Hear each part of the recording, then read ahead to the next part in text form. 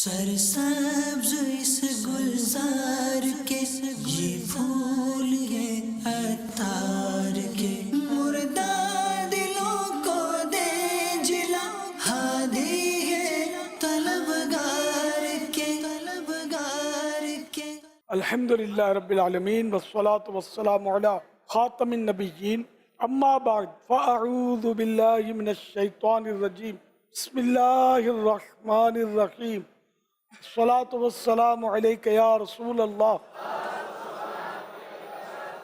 وعلی آلک واصحابک یا حبیب اللہ الصلاة والسلام علیک یا نبی اللہ وعلی آلک واصحابک یا نور اللہ۔ فرمان مصطفیٰ صلی اللہ علیہ وآلہ وسلم، تم مجھ پر درود بھیجو، اللہ پاک تم پر رحمت بھیجے گا۔ صلو علی الحبیب۔ میں اس عمر میں کیا کروں جو آپ جیسا بن سکوں؟ مجھ جیسا بننے کی تمنا کرنے میں رسک ہے۔ اللہ کی بارگاہ میں میرا کیا حال ہے مجھے بھی نہیں پتا، اللہ پاک کی خفیہ تدبیر کیا ہے۔ یہ دعا کریں کہ اللہ مجھے نیک بنا دے، تو میں نیک بندہ کیسے بنوں، اللہ کا مقبول بندہ کیسے بنوں، اس دعا میں رسک نہیں ہے۔ اللہ کرے کہ آپ کو سمجھ آ جائے میری بات کہ کسی فرد کے بارے میں یہ تمنا کرنا ہوتا رسک ہے۔ ویسے بعض بڑے ناخوان ہوتے ہیں، تو مجھے اس کا تجربہ ہے کہ میری اس جیسی آواز ہو جائے، اس جیسی آواز ہو جائے۔ کبھی کبھی میں نے سمجھایا ہے یار کیوں ایسا مانگتے ہو یار، اب آواز اس جیسی ہو گئی، اس جیسی ہو گئی، پھر پیسوں کے چکر میں پڑ گئے، بکنا شروع ہو گئے، اور دنیا داری میں پڑ گئے، حب جاہ میں پھنس گئے، ریاکاری میں پڑ گئے، تو کرو گے کیا یار؟ اب تو بارگاہ رسالت میں کوئی آواز تھوڑی دیکھی جاتی، دل دیکھا جاتا ہے۔ یہ ٹوٹے ہوئے دل ہی خاص ان کی کمائی ہے۔ تو اللہ پاک آپ کو بھی اپنی رضا نصیب کرے، آمین۔ صالحین میں شمول ہو، اور میرے ساتھ بھی اللہ کرے آپ کے صدقے ایسا ہی ہو۔ ہم سب کو اللہ پاک اپنے صالحین بندوں میں شامل کر لے۔ آمین۔ صلو علی الحبیب۔ صلی اللہ علی محمد۔ حضور عرض یہ تھی کہ اگر کسی نے غسل کر دیا تو اسی سے ہی نماز پڑھ سکتا ہے یا نماز کے لیے الگ سے وضو کرنا پڑے گا؟ اگر واقعی غسل کیا ہے جیسا غسل کرنا چاہیے تو پھر تو وضو اس میں ہو گیا۔ وضو ہونا بھی تو اس میں شرط ہے نا کہ آزا وضو پر پانی بھیج جائے۔ نماز پڑھ رہے ہیں اور اب سجدہ صاحب واجب ہو گیا تو دونوں طرف سلام کر دیا، تو اب کیا حکم ہے؟ نماز دوبارہ دہرانی پڑے گی؟ کوئی حرج نہیں، جب تک کوئی منافی نماز کام نہیں کیا، تو مثلاً یہ کہ ارادتاً وضو توڑا یا تب کھانا کھایا جیسے پانی پیا، تو اس طرح کے کام نہیں کیا تو سجدہ سہو کر سکتا ہے۔ منافی نماز کے بالکل الٹ شاید یہ مراد ہو۔ بہت دو تین مثالیں دی ہیں منافی نماز، منافی صلاح۔ بعض الفاظ کے واقعے آسان کرنا بھی دشوار ہوتا ہے۔ اپنی ساری نیکیاں عطار نیکی اس کے نام، 12 مدنی قافلوں کے ساتھ جو کر لے سفر۔ تو یہ 12 مدنی قافلے کتنے کتنے دن کے ہوں گے تو یہ ہم سعادت پالیں گے؟ وہ 3 دن کے مدنی قافلے بھی صحیح ہیں، اصال ثواب ہے۔ یہ اس کا مطلب یہ تھوڑی کہ 12 کی اور پھر چھٹی ہو گئی، ترغیب ہے اس میں، اصال ثواب ہے، ترغیب ہے۔ تو 3 دن کے بھی جو 12 سفر کر لے تو آپ کی طرف سے اصال ثواب انشاءاللہ اس کو ثواب ملے گا، اگر اللہ نے قبول کر لیا اپنے کرم سے۔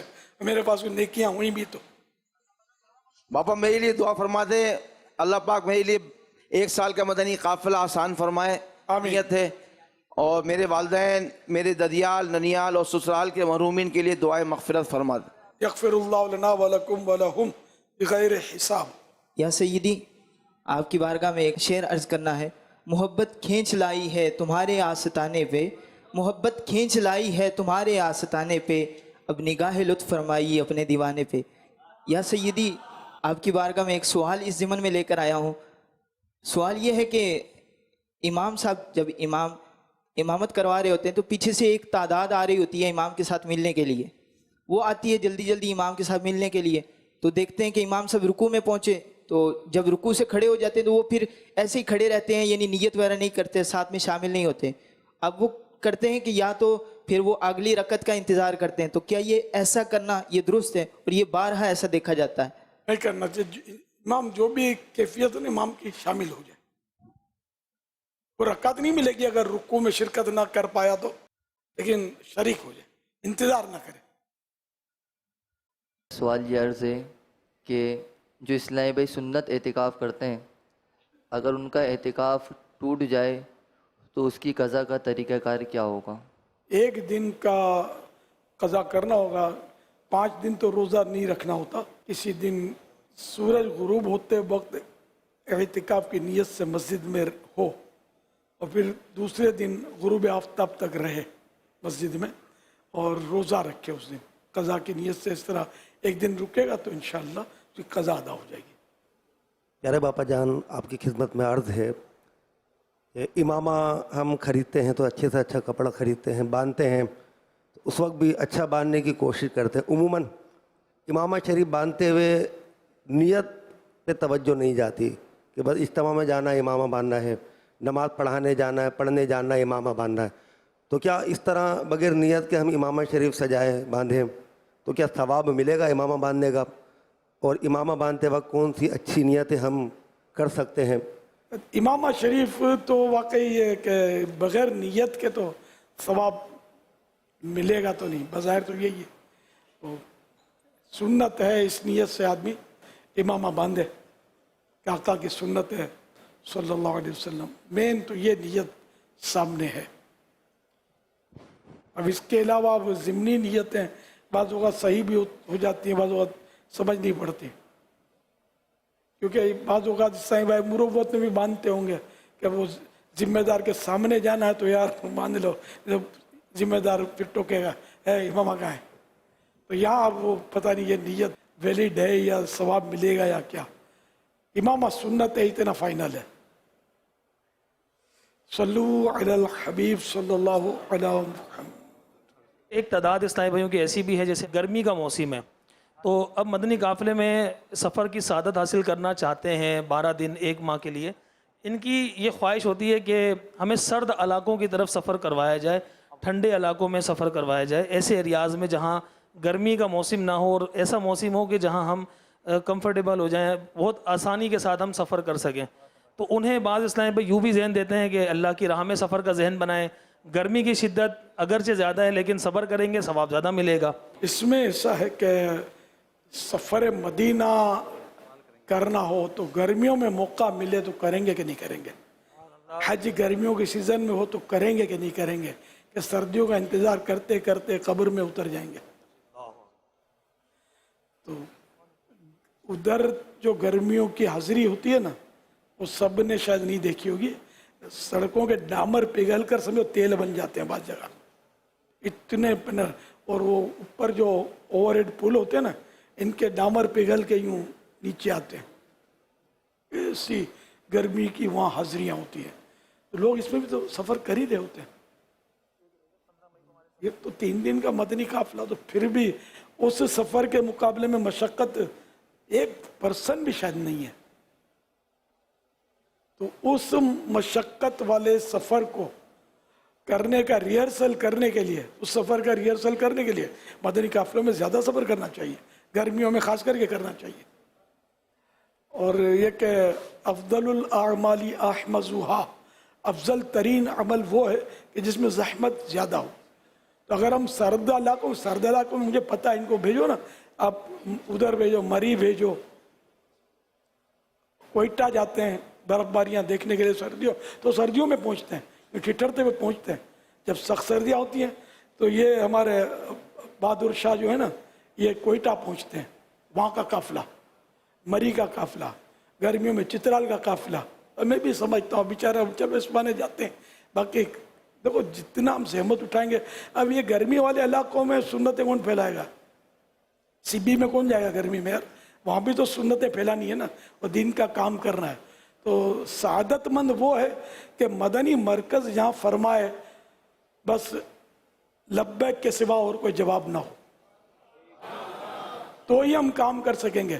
اب میں اپنی مرضی سے اپنی مرضی کی جگہ پر جاؤں اور مرضی کے دوستوں کے ساتھ جاؤں تو پھر اس کا پھر سیر و تفریح نام کہیں نہ ہو جائے. ہم کو مدنی قافلے کو مدنی قافلہ ہی رکھنا ہے. اللہ کرے دل میں اتر جائے میری بات. صلو علی الحبیب صلی اللہ علی محمد. یا مرشدی، میرا سوال تھا کہ پنج گنج قادریہ، اس پر استقامت نہیں مل رہی، کیا مجھے ایک نشست میں پڑھنے کی خصوصی اجازت مل سکتی ہے؟ پنج گنج قادریہ ایک سلسلہ عالیہ قادریہ کے 5 خزانے. پنج گنج مانے 5 خزانے. کوئی مصروف اور بولے کہ ناشتہ اور لنچ اور رات کا جو ڈنر ہے سب اکٹھا کر لوں، بہت مصروفیت ہے، فجر میں یا عشاء میں 5 نماز اکٹھی پڑھ لوں، ظاہر نہیں ہو سکتا. اسی طرح پنج گنج قادریہ جو ہے یہ اس کے اپنے وقت میں ہی پڑھنے ہیں. پیارے باپا جان، آپ کی بارگاہ میں میرا سوال یہ ہے کہ جب بچے بالغ ہوتے ہیں تو ان پر نماز فرض ہو جاتی ہے، حج کتنی عمر میں فرض ہوتا ہے، اور فرض ہونے کے باوجود نہ کرنے پر کیا سزا مل سکتی ہے؟ حج بھی ذرا بالغ ہو جائے گا جب اور اس کے شرائط پائے جائیں گے تو زندگی میں ایک بار فرض ہے. اور نہ پڑھنے پر یہ کہ جیسے حج فرض ہو گیا تو اسی سال پڑھنا حج کرنا یہ واجب ہو گیا. اب اسی سال نہیں کیا تو گناہ صغیرہ ہے. اگر اس کو ہلکا جان کر کے گناہ صغیرہ ہے نا یار، اب وہ گناہ صغیرہ کو ہلکا جاننا یہ اشد کبیرہ ہو جاتا ہے، سخت کبیرہ. اور اگر اس کا اصرار کیا ایسا بار بار انہیں کہ ترک کیا تو پھر یہ گناہ کبیرہ ہو گیا اور فسق ہو جائے گا. تو حج فرض ہے، اسی سال جس سال حج فرض ہو نا اسی سال کرنا ہوگا اگر کوئی رکاوٹ نہ ہو تو. اور نہ کرنے پر تو ظاہر ایک فرض چھوٹا تو گناہ ہے، جہنم کا حقدار ہے. اور یہ بھی وعید ہے حدیث پاک سے، یہی سمجھ میں آ رہا ہے کہ جس پر حج فرض ہو گیا وہ اس طرح کے زیادہ راہ پایا اس نے اور اس طرح کچھ ہے مطلب. تو خیر، تو جس پر حج فرض ہو گیا اور پھر بھی حج جان بوجھ کر وہ نہیں کرتا تو حدیث پاک میں آخری الفاظ اس طرح کے ہیں کہ وہ چاہے یہودی ہو کر مرے یا نصرانی ہو کر. تو یوں مطلب ترک فرض حج ایمان برباد ہونے کا اس میں خوف ہے، اور یہ چھوٹی سزا نہیں ہے، بہت خطرناک سزا ہے. یعنی ایمان برباد ہو ہی جائے گا یہ نہیں کہہ رہا میں، خطرہ اس کا ہے کہ ایمان برباد ہو. تو جس پر حج فرض ہے ایک تعداد ہے جو جن پر حج فرض ہے لیکن وہ حج نہیں کرتے. یہ نگران شورا نے مجھے بتایا کہ کسی ملک میں یہ گئے ہوں گے، انہوں نے یہ وہاں تجربات کیے کہ حج فرض ہونے کے باوجود لوگوں کی بھاری تعداد حج نہیں کر رہی. تو کہیں انہوں نے کوئی اس پر سمجھانے کی ترکیب کی تو انہوں نے کہا کہ تقریباً 80% نے یہ نیت کر لی کہ ہم حج کر لیں گے، یعنی حج فرض تھا ایسا لگا کہ حج کریں گے. جب میرا بھی تجربہ ہے تھوڑا بہت اس میں کہ حج فرض ہوتا ہے اور حج نہیں کرتے. میں کسی کے ہاں قیام میرا ہوا تھا کسی شہر میں پنجاب کے، اور 1 سے زیادہ بار ہوا تھا. تو بہت بڑا مالدار آدمی تھا. اور مجھے بعد میں شاید میں نے اس کو پوچھا حج تو نہیں کیا؟ ارے میں نے کہا اپنا حج نہیں کیا، یہ تو ایسے تھے کہ جو اعلیٰ حضرت کی 25ویں کی نسبت سے شاید 25 کو حج کروا دیں. تو میں نے ان کو سمجھایا تو غالباً اسی سال انہوں نے حج کر لیا. تو یہ ہے کہ یار مصروفیت ہے یا ذہن نہیں ہوتا یا سفر کی تکلیفیں اور یہ عادتیں ایسی ہو گئی ہیں وہ زندگی کی کہ وہ حج میں ظاہر ہے کہ مشقت ہے. اب جو غریب لوگ ہیں نا وہ تڑپتے ہیں کہ وہ مشقت کے عادی ہوتے ہیں، اور جو مالدار ہوتے ہیں یہ مشقت یعنی کہ محنت کے عادی نہیں ہوتے. لیکن جو مالدار ذہن جن کا بنا ہوتا ہے وہ ہر سال حج کر رہے ہوتے ہیں. اب تو VIP پیکیج بھی ہو گئے ہیں، دیکھیں بڑی سہولتیں ہو گئی ہیں، بڑی سہولتیں ہو گئی ہیں. حالانکہ پہلے جو حج ہوتا تھا قافلے جس طرح جاتے تھے، ڈاکو لوٹ لیتے تھے، کتنے حاجیوں کو شہید ہو جانا ہوتا تھا، راستے کی تکلیفوں میں شہادتیں یا وفاتیں. ہر فوت شدہ راہ حج میں نکلنے والا شہید ہے. البتہ انتقال ہو جانا اور زخمی ہو جانا اور معذور ہو جانا کیا کیا ہوتا ہوگا، لیکن جاتے تھے حج کے لیے. لیکن جو سہولتیں بڑھ گئیں تو مطلب یعنی کہ وہ مسائل ہیں، لیکن تعداد اب بھی حاجیوں کی کم نہیں ہے. بے شمار حاجی اب بھی الحمدللہ پہنچتے ہیں، اور جتنے پہنچتے ہیں ان سے زیادہ شاید یہ کہیں گے کہ تڑپتے ہیں کہ ہم بھی حاضری دیں. اللہ ہم سب کو نصیب کرے، جو نہیں کرتے ان کو بھی اللہ پاک جذبہ عطا کرے. قبر پہ پانی ڈال سکتے ہیں کہ نہیں ثواب کی نیت سے؟ ہاں، یہ غلط فہمی ہے کہ قبر پر پانی ڈالنے کو بھی لوگ شاید ثواب سمجھتے ہیں. قبر پر پانی اس وقت ڈالنا سنت ہے جب دفن کرتے ہیں نا، تو اس وقت مٹی جمانے کے لیے پانی ڈالنا یہ سنت سے ثابت ہے. باقی کوئی ایسے پودے وغیرہ لگے ہوئے ہیں جن کو پانی ڈالنے کی ضرورت ہے تب تو اس کو پانی ڈالنا جائز ہے. اب پودے ہیں اور پانی بھی ٹائم ٹو ٹائم دے رہا ہے جو آپ نے مقرر کیا ہوا ہے. جو گورکن ہوتے ہیں وہ اس میں پانی ان کو سونپ دیتے ہیں لوگ، تو وہ پانی ڈالتے رہتے ہیں. تو اب آپ گئے تو ہی پانی ڈلے اور وہ اسپیشلی ڈلے، اور پانی ڈالنے کی ضرورت بھی نہیں ہے، وہ پہلے ڈال چکا ہے. اگر ڈالنے کا ٹائم نہیں ہوا ہے تو یہ بلا ضرورت جس کو بولتے ہیں نا پانی ڈالنا قبر پر، تو یہ تو منع ہے، یہ اسراف ہے، فضول ہے. یہ ثواب تو کیا ملے گا اس میں، اس سے بچنا ضروری ہے. یہ ارشاد فرمائیے کہ آداب مرشد کامل میں یہ تحریر ہے کہ مرشد کا فیض سوانا ہے تو اس کے ملفوظات کو عام کریں. تو کس طریقے سے مرشد اپنا ملفوظات کو عام کرنا ہے؟ رسائل تقسیم کرنا ہے یا فروخت کرنا ہے یا کتابیں بیچنی ہے؟ کس طریقے سے جو نا ملفوظات کو عام کریں؟ ملفوظات مانا باتیں، ان کی باتیں جو ان کا پیغام ہے اس کو عام کیا جائے. تو جس طریقے سے بھی ہو، اگر اس کی کتابیں ہیں تو اس میں بھی ان کی جو باتیں ہیں یا ان کے جو خواہشات ہیں ان کو عام کرے، کتابیں عام کرے، خود بھی مطالعہ کرے، دوسروں تک پہنچائے. ذرا بیچنا تو اس میں شامل ہونا سمجھ میں نہیں آ رہا کہ یہ تو ایک روزگار ہے اس کا. جس کا عمل ہو بے غرض اس کی جزا کچھ اور ہے. کتابیں بیچنا جائز ہے، لیکن یہ کہ جو وہ ثواب کا کام، یا اب اس میں بھی ہو سکتا ہے کوئی اچھی نیتیں اس کی ہیں کہ چلو میرا روزگار کا روزگار ہو جائے گا، اور اس پر بھی کہ یہ باتیں عام ہوں گی، ہو سکتا ہے اس پر بھی اس کو ثواب ملے. اور اپنا تقسیم اگر رسائل کرتے ہیں فی سبیل اللہ تو اس کے اندر کوئی نقصانات بھی ہیں. جیسا کہ آپ نے سن 2013 کے اندر اپنا ایک واقعہ بیان کیا تھا کہ ایئرپورٹ پہ آپ نے رسالہ کسی کو پھاڑتے ہوئے دیکھا تھا.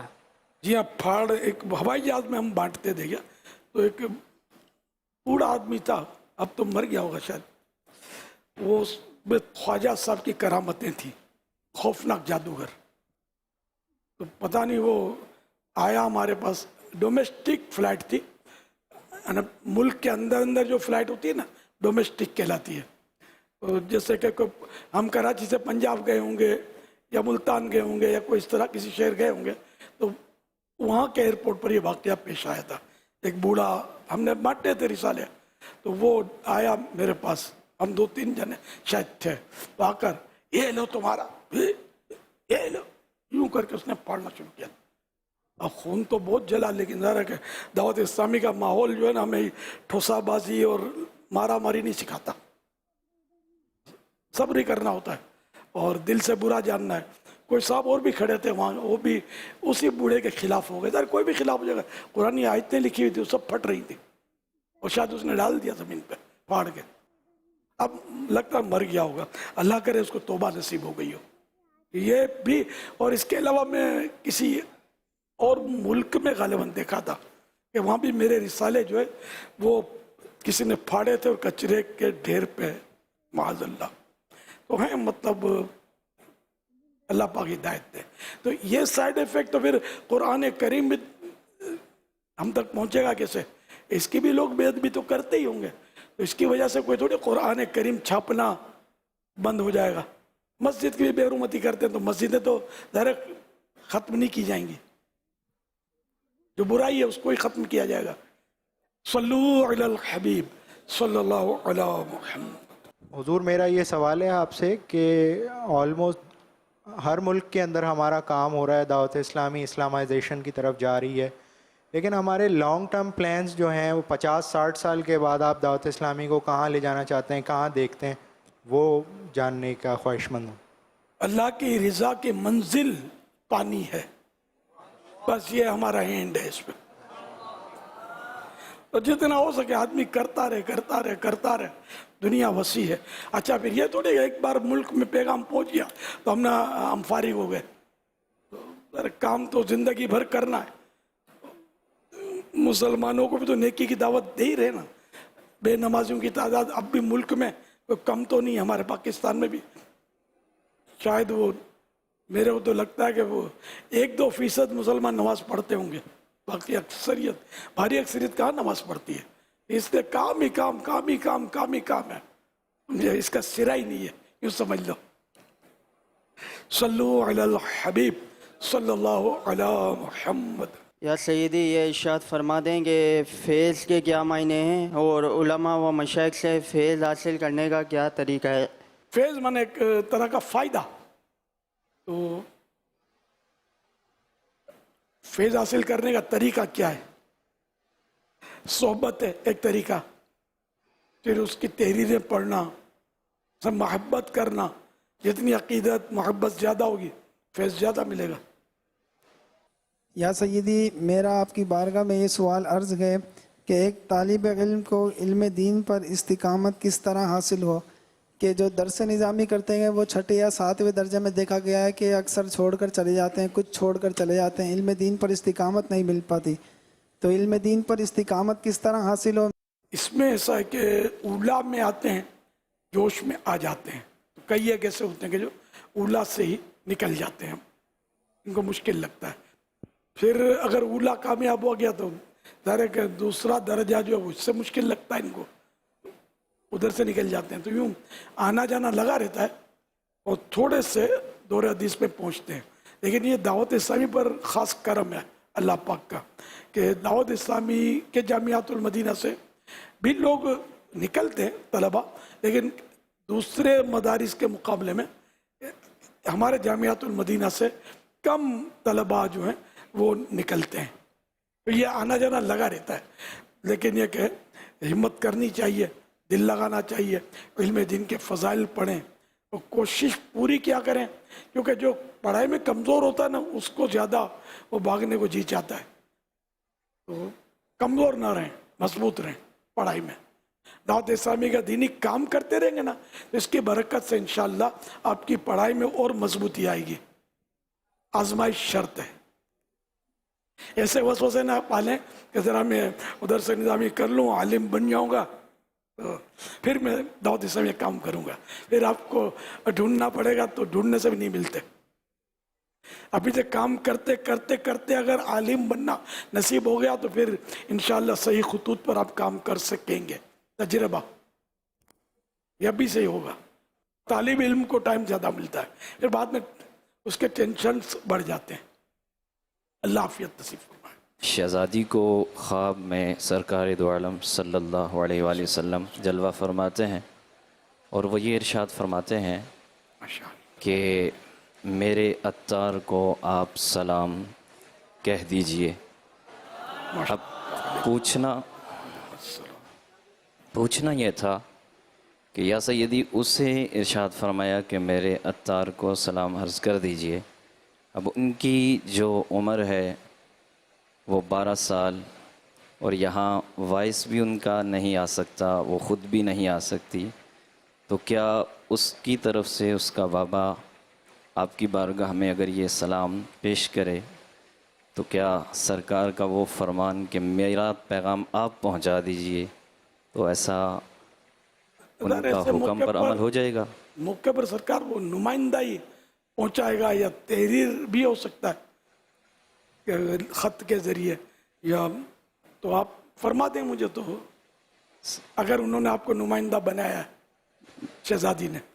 جی انہوں نے یہی عرض کی تھی۔ اچھا، علیہ و علیہ الصلاۃ والسلام، سرکار کو درود و سلام، اور یہاں ہم ایک دوسرے کو تو درود شریف تو نہیں بھیج سکتے نا۔ ماشاءاللہ، میری طرف سے مبارکباد بھی دینا شہزادی کو، اللہ اور برکتیں نصیب فرمائے۔ سرسبز اس گلزار کے یہ پھول یہ عطار کے، مردہ دلوں کو دے جلا، ہادی ہے طلبگار کے، طلبگار